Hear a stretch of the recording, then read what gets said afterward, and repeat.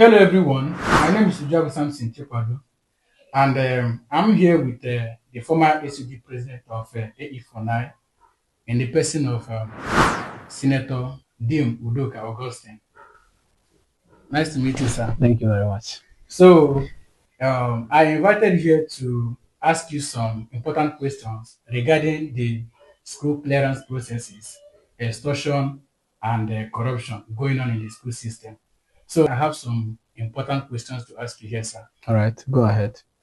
The first question here is, as a former SUG Senate president and Okay. someone who has actively fought against corruption in your former school, what inspired you to take all this stand against corruption, and how do you intend to bring about change? Okay, it's very simple. From inception, even when I was campaigning and canvassing for support and vote from the student community, I've been an advocate of good governance and good ethics of administration. And number one thing that inspired me is this. I've seen where students cry in pain. I've seen where they complain with bitterness as a result of they are left with nothing. They can't handle the situation where they got extorted. So I took it as a responsibility as someone who have been in a position as a public servant and a student leader to bring in change. And I swung into action by taking necessary steps by involving the appropriate quarters to look into that. And there have been change. I can guarantee you of that. So thank you very much. Okay, thank you Yes. so much for your answer, sir. Yeah. So, the next question is, many students often find themselves in situations where they have been asked for bribes, Okay. or unofficial fees during clearance. Okay. What advice would you give to students on how to identify and resist such practices? Okay. Thank you very much. First thing first, I will have to understand that some of them are given ignorantly and some of them are so gullible. So officials are taking advantage of their gullibility and ignorance. So I will simply advise that they should be referred back to the university policy of not taking anything money from any student illegally. So that is what I have to say. And they should work keenly on the provisions of the constitution and the rule of law. Okay. Thank you so much for your answers. Okay. And I found them really interesting and helping. Okay. Yeah, because most students are victim of this situation. Okay. So that leads us to the next question. Okay. Because I have some questions more to ask you. All right. So the next question, sir. According to the Nigerian Constitution, Okay. any transaction above 1,000 naira should be received. How can students ensure that they are not being taken advantage of? And what steps can they take if they suspect an official is engaging in corrupt practices? Okay, it's very simple. Before now, the university management have given a modality. They have given a directive through the bursary unit that is making provision for and approved charges for the students each session, each academic section. So now every student is expected to work with that as a template of paying their fees. Okay. Then secondly, if there be any demand that is illegal, that is contending against or that is contradicting the provisions of the university approved charges, the person should be simply reported. Get your evidence, make it so factual. Don't go and throw stone in the bush and relax and abstain from being a keyboard warrior. Sometimes students prefer to Make use of the online. make use of online banter, Yeah. media, rioting, and so that keyboard warrior that they have made themselves is totally unaccepted. Very simple, it's unnecessary. So the best way to approach it is to get your evidence, report to appropriate quarters, follow channels of communication, and your complaint will be validated, it will be heard, and it will be worked on. So thank you very much on that. Okay, thank you so much, sir, for this very important answer of yours. I believe that is going to help the uninformed students out there. I know that most people, they are not aware that any receipt that is above 1,000 naira Should be received. Most of them are not aware. Yeah, so it has been a stepping stone for students to work on. Okay. Yeah, so that leads us to the next question, sir. Okay.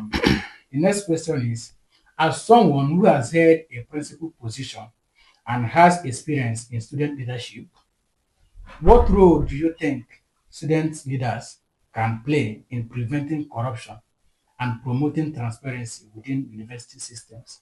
Okay. Like I always say, you can't be fighting a system that you are part of the problem in that system. The student leaders can only fight corruption through a legal process Okay. by one, not being part of the corruption in the system. Just last week, Shast TV made a publication about one of the student government aid, collecting money for issuing receipt to students. So that is also an act of corruption. So how would they now fight? How would the student union government fight against corruption when there is still corruption in their own jurisdiction? So this is to say that if the student union government can abstain from any form of corruption, they can fight it with all freeness and align with the appropriate management who will swing into action. So thank you very much. Okay, thank you for the answer. Okay. I have the next question here. Okay. I mean, yeah, what measures has been taken so far to address the issue of extortion during clearance, and how do you plan to continue advocating for students' rights and transparency in university processes? Okay, firstly, the university management have issued a strict warning on anything that has to do with illegal collection of funds from students. That is number one. That means the student university management are fully in support of any fight against corruption. Then secondly, I must commend the Dean Student Affairs in the person of Professor Charles Nkemo Okoli, who have been an active participant in this revolutionary movement. They have been doing well. Have done Nobel, where it has to do with rescuing the sanity and the dignity of the institution. So my humble advice is still the student community to adhere and abide by that. So these are some necessary measures that be. So in our own little way, even as a student leader, I've also given in my own little contribution to see that the system is working uprightly. So thank you very much. Okay, thank you so much, sir, for the answer. I, out of my list, I have one other question that I really need to ask you. Okay. So it's a very important question, which I believe is one of the reasons why most students they don't speak up. Okay. Yeah. So the question is this: as a student, you may have seen some students that say that they don't want to take part into what you are doing, trying to bring up revolution at where it concerns corruption and bribery in the management in the school system. So now, some students they believe that they are going to endanger their certificates or their life, possibly at the cost of this. So now, because of that, they don't want to speak up when their rights are being abused. What do you think that they should do? Okay, Sam, first thing first is to work on their mind. That is to give them sound orientation on the reason why they should speak up. When you are already in shambles and you thought keeping quiet to run away from more trouble will save you, it's not true. You're already in the trouble. So the only alternative measure is to act against the problem you are into. Act in a way that you should get away from that trouble.